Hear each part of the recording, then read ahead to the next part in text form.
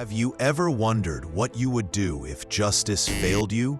What if the system you trusted, the police, the courts, the judges, turned its back on you when you needed them the most? What if the person who destroyed your life walked free, smiling, untouched by the consequences you prayed for? Today, I will tell you a story not from fantasy, but from the dark corners of a courtroom and a man's heart. A man who once believed in justice until he saw how weak it truly was. This is the tale of Daniel Carter, an ordinary man with a quiet life, a happy family, and an unshakable faith in the law. Until everything changed one rainy evening. Was it justice that guided him, or something darker? Was he a hero, or a criminal in disguise? Stay with me till the end and decide for yourself. Was this justice, or was it revenge? Daniel Carter was a high school teacher in Portland, Oregon. He was calm, polite, and believed in order. His students loved him, his colleagues respected him, and his neighbors trusted him. But more than anything, he was a family man. He had a wife, Emily, and a 10-year-old daughter, Lily. Every evening after school, Daniel would walk home carrying chocolates for Lily and daisies for Emily. Their home echoed with laughter, board games, and the smell of fresh coffee. People would often say, if there's such a thing as a perfect family, it's the Carters. But even the strongest walls can fall when hit by a storm you don't see coming. It was a Friday evening. Rain fell hard that night. Emily and Lily went out to a nearby bookstore and cafe. Daniel stayed home, preparing a lesson plan. Hours passed, and then came the phone call. A stranger's voice. Sir, there's been an accident. Please come to Providence Medical Center immediately. Daniel's heart dropped. He rushed through the storm to find his world shattered in a sterile white room. Emily was gone. Lily was unconscious, bruised, and barely breathing. The police later told him it wasn't an accident. It was a hit and run. A speeding car jumped the signal and hit them at full force. Witnesses gave the car's number. The owner was Brandon Hughes, a wealthy tech CEO's son. Drunk, entitled, and protected by his father's money. Daniel thought the law would punish Brandon. There were witnesses, traffic camera footage, and even doctors confirmed alcohol in his blood.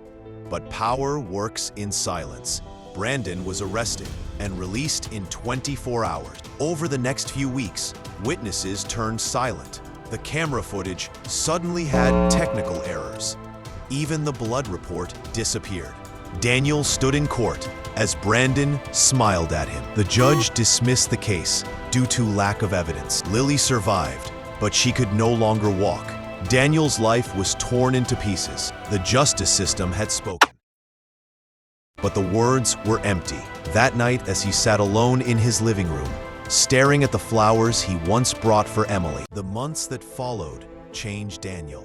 He still went to school, but he barely spoke. He stopped meeting friends. Lily, who once loved to hear bedtime stories, now only heard silence.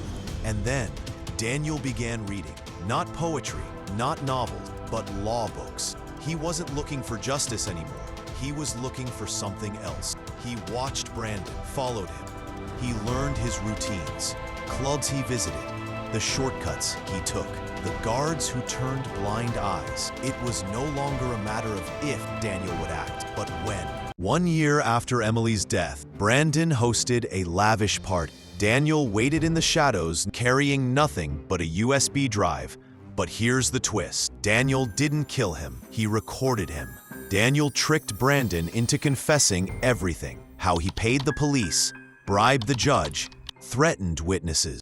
Brandon laughed and called it a game the rich always win. Daniel uploaded the video anonymously to social media. In 24 hours, it went viral. Protests broke out. Media covered the story. The Oregon High Court reopened the case. This time, the evidence was undeniable. Brandon was arrested. No bail. But here's what shocked everyone. Daniel walked into a police station and confessed, not to murder, but to attempted murder. He admitted he planned to kill Brandon that night, but he didn't. The court sentenced Brandon to 14 years in prison. The judge praised the bravery of an ordinary man who stood up when the system failed. Daniel was not charged, but was justice served? Or did Daniel simply win by changing the rules? He didn't pull the trigger. He used truth as his weapon. So I ask you, was this justice? Or was it a revenge dressed in patience? Let me know in the comments what you think. If you want more stories that explore the thin line between right and wrong, make sure to subscribe to Judicial Tales.